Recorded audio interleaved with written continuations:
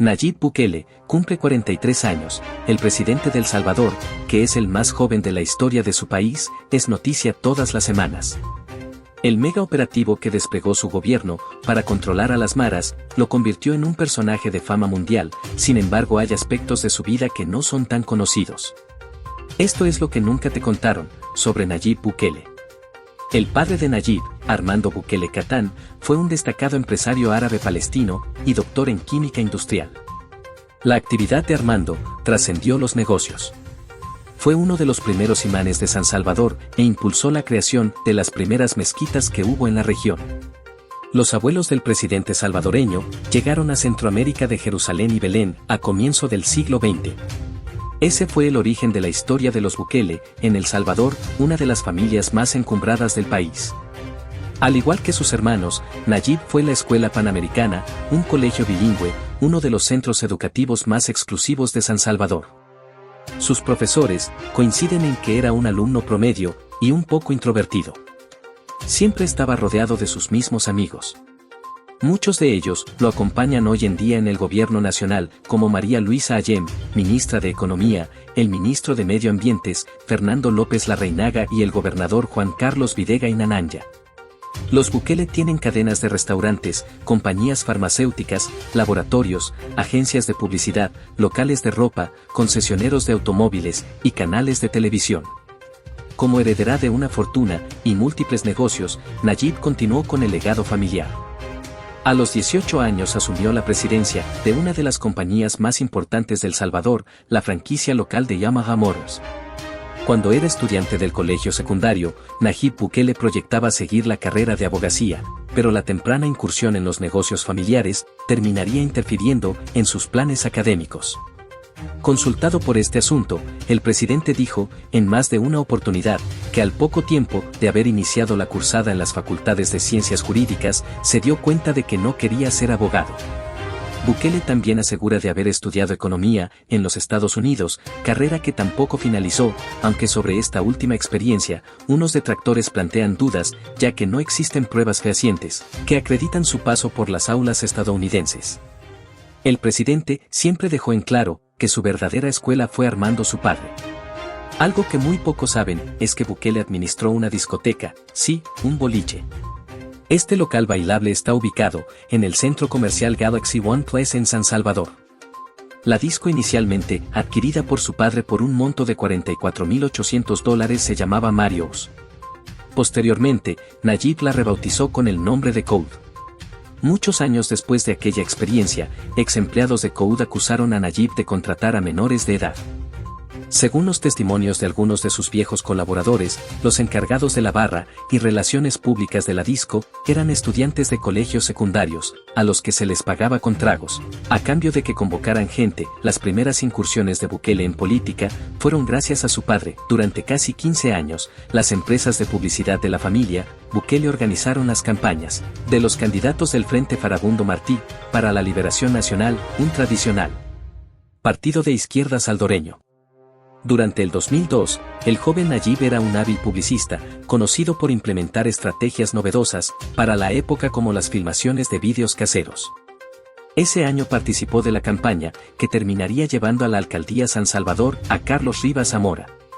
Gracias a ese triunfo de Rivas Zamora, Bukele se ganó el derecho a formar el equipo publicitario que ese mismo año planificó la campaña para las elecciones presidenciales del 2004. El candidato del frente era Jafet Handel, quien terminaría en segundo lugar, detrás del expresidente salvadoreño Elías Antonio Saca. Bukele es reconocido como un símbolo de la derecha mundial, pero no muchos saben que, poco tiempo antes de llegar a la presidencia, era de izquierda. Hasta 2017, Bukele integraba las filas del Frente Farabundo Martí para la Liberación Nacional, pero sus constantes críticas a las cúpulas del partido le valieron la expulsión. El actual presidente de El Salvador se unió a la Gran Alianza por la Unidad Nacional, un partido conservador, con el que terminaría ganando las elecciones de 2019. Este viraje político generó debates y controversias en el ámbito público salvadoreño. Bukele fue alcalde de San Salvador entre 2015 y 2018. Desde entonces, dona su sueldo de funcionario público.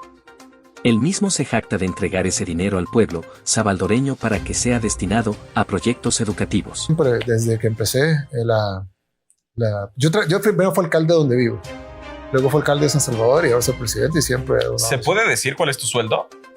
Es público, pero mejor. Pero mejor no, sí. Pero no lo ganas, o sea... No, se dona a becas.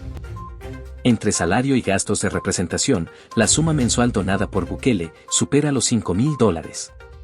En abril del 2023, Bukele fue noticia por el lanzamiento de su videojuego.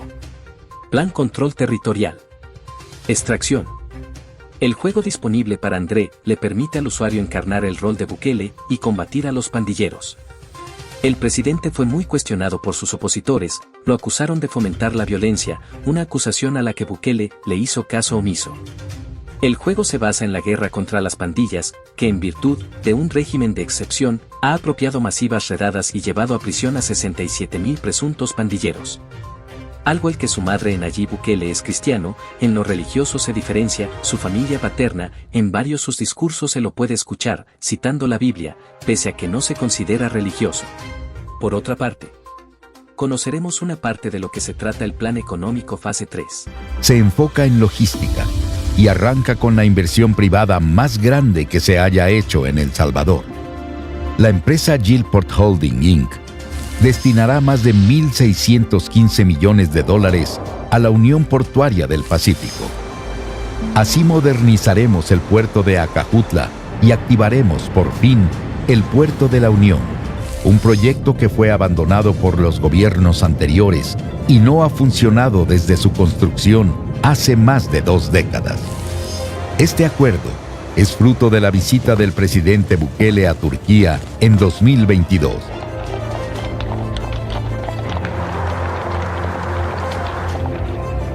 Merhaba, asker.